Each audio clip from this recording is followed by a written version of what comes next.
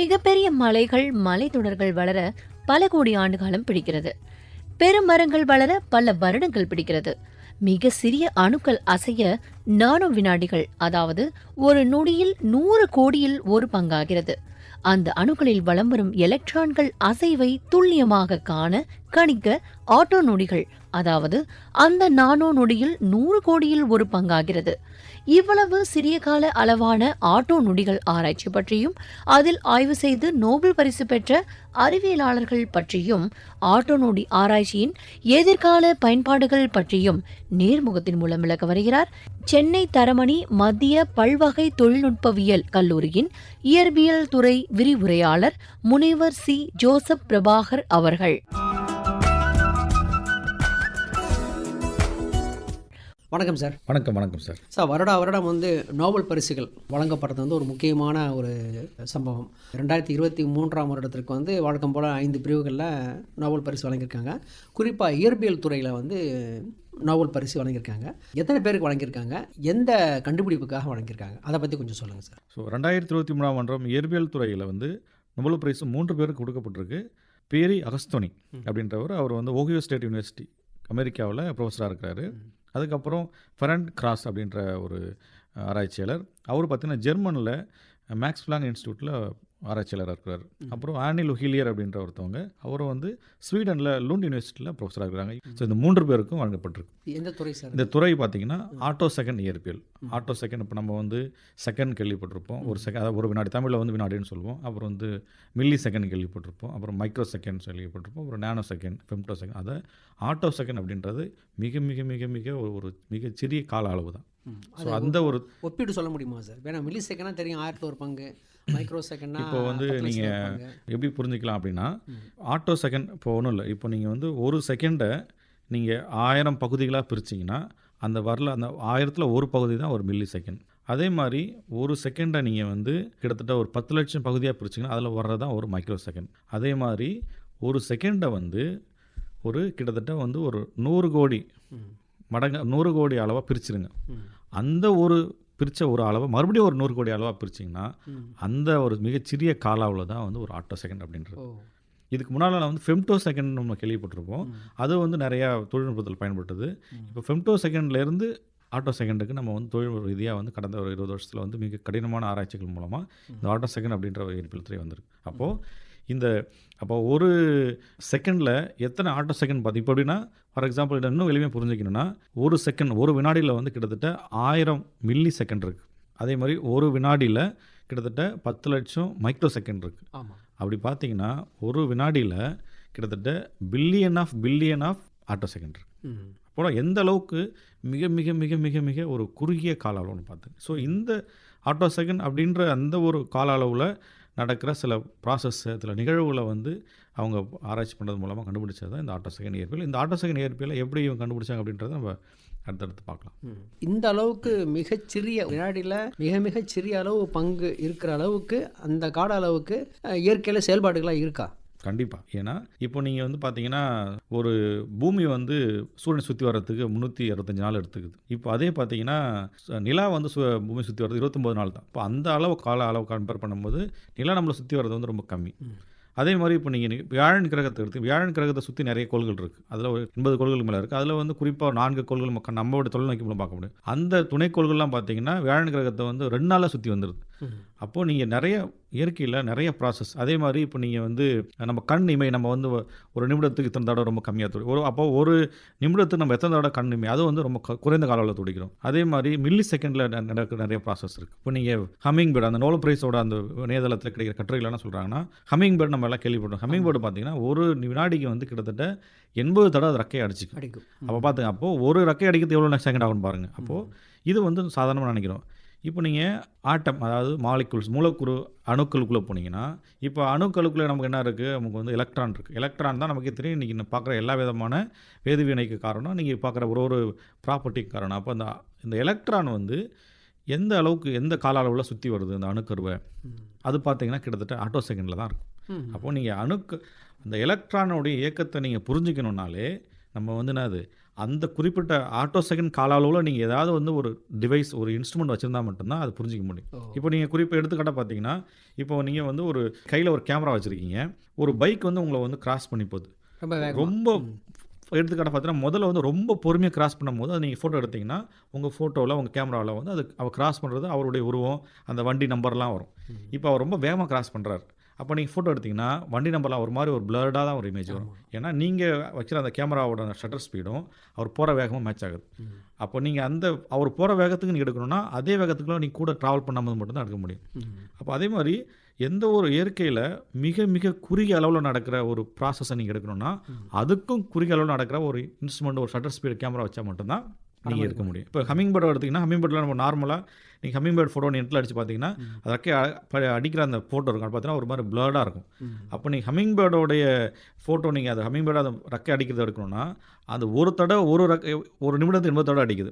அப்போ ஒரு தடவை அடிக்கிறது எவ்வளோ நேரம் எடுக்கும்? அதுக்கு குறைவாக இருக்கிற ஒரு கேமரா நீங்கள் எடுத்து வச்சு அந்த ஷட்டர் ஸ்பீட் கம்மியாக வச்சு தான் நீங்கள் எடுத்தால் மட்டும்தான் அந்த கரெக்டாக துல்லியமாக அந்த ரெக்கை விரிக்கிறத எடுக்க முடியும்.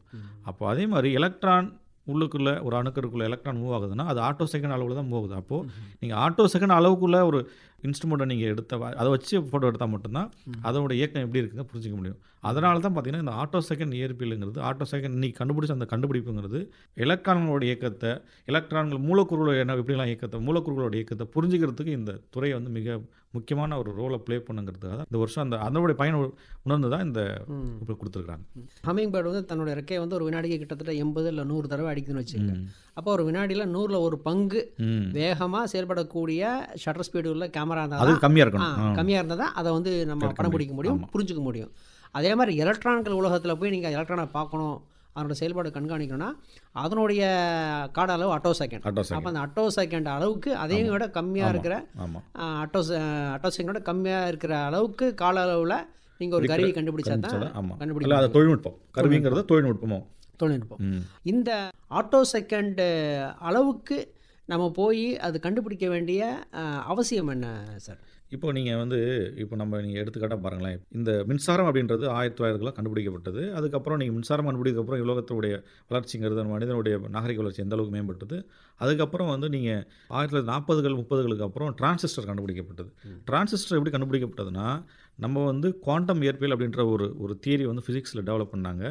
அது மூலமாக தான் இந்த எலக்ட்ரான்களுடைய ப்ராப்பர்ட்டி புரிஞ்சுக்கிறது மூலமாக தான் டிரான்சிஸ்டர் நம்ம கண்டுபிடிச்சோம். இப்போ டிரான்சிஸ்டர் வந்ததுக்கப்புறம் அது நம்ம ஒரு காலத்தில் பார்த்தீங்கன்னா எல்லாமே கம்ப்யூட்டர்லாம் ரூம் சைஸுக்கு இருக்கும். பல்பு பார்த்தீங்கன்னா எலக்ட்ரிக் அந்த ட்ரையோடு வால் பல்புலாம் பார்த்தீங்கன்னா பெருசாக இருக்கும். இன்றைக்கி நம்ம எல்இடி அளவுக்கு சின்னதாக வந்துருச்சு.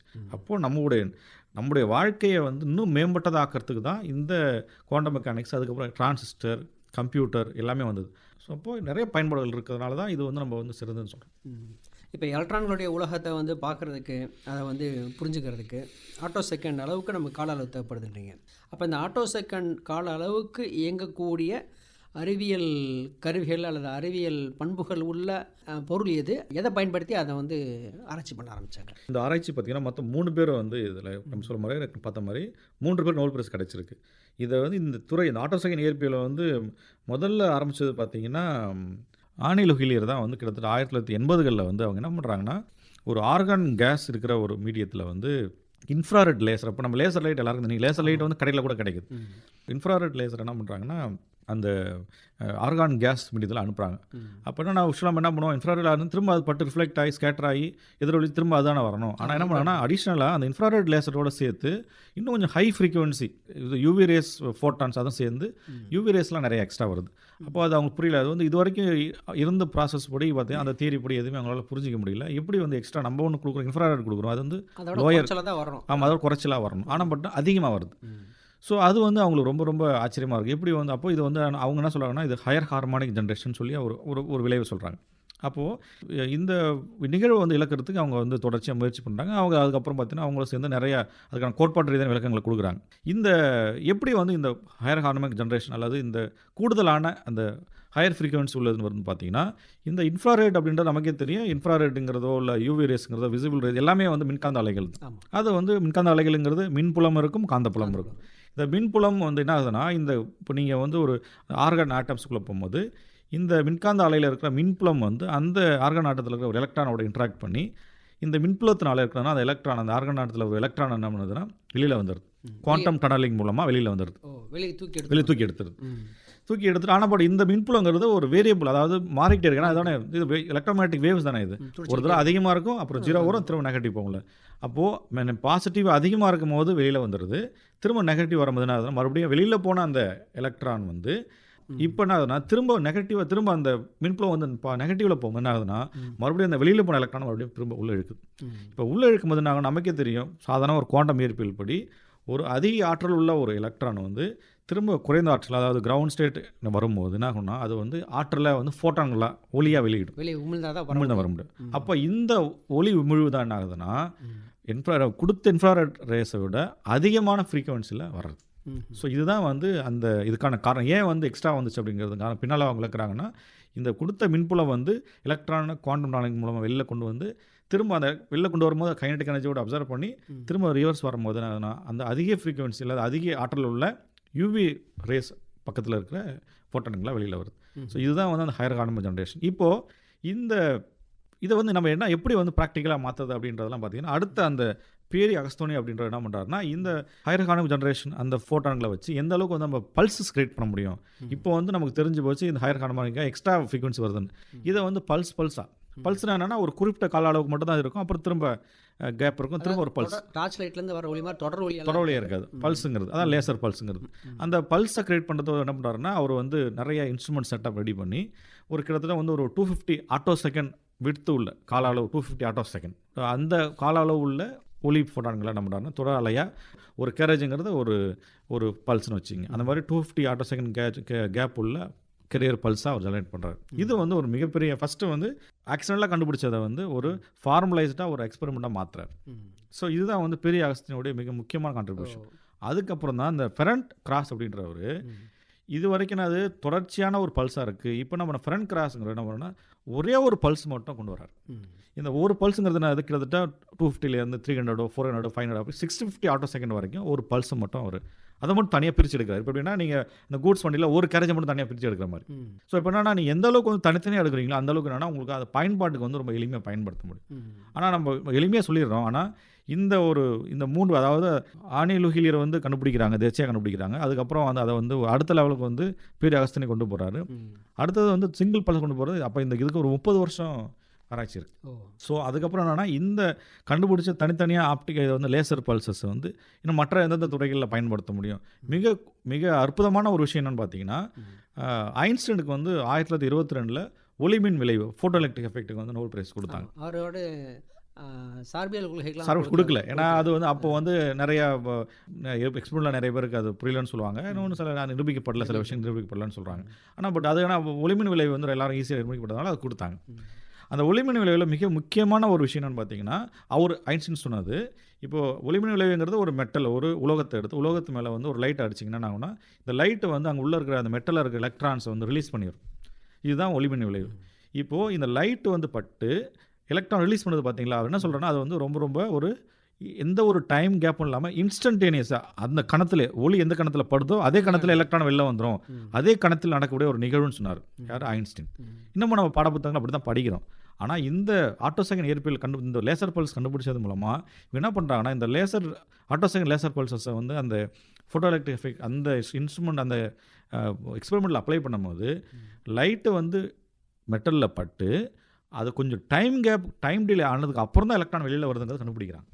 செகண்ட் அளவுக்கு நம்ம ஏன் அப்படின்னா அந்த அளவு ஆட்டோ செகண்ட் அளவுக்கு நம்மள்ட்ட வந்து அன்னைக்கு வந்து டெக்னாலஜி கிடையாது. அன்னைக்கு வந்து நானோ செகண்டு மைக்ரோ செகண்ட் வரைக்கும் தான் இருக்குது. அப்புறம் லாஸ்ட் 10 இயர்ஸ் ஃபெம்டோ செகண்ட் வரைக்கும் போனோம். ஆனால் ஃபெம்டோ செகண்டுங்கிற பார்த்தீங்கன்னா ஆட்டோ செகண்டுக்கு ரொம்ப 1000 மடங்கு அதிகம். அப்போது ஆட்டோ செகண்டுக்குள்ளே தான் வந்து எலக்ட்ரான்களோட ஆட்டத்துக்குள்ளே இருக்கிற அந்த கால அளவுங்கிறது எப்படி வந்து 365 நாளுங்கிறது நமக்கு வந்து மனிதர்களுக்கு புரிஞ்சக்கூடிய ஒரு கால அளவு இல்லை ஒரு வருடங்கிறது. அதே மாதிரி அணுக்களுடைய உலகத்துக்குள்ளே போனீங்கன்னா அவங்களுடைய காலங்கிறது ஆட்டோ செகண்ட் காலம் தான்.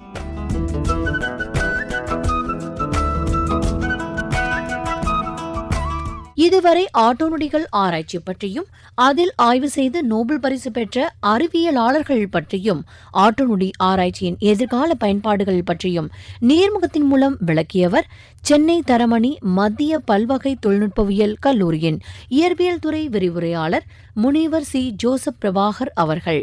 உடன் உரையாடியவர் பூங்குன்றன் அவர்கள்.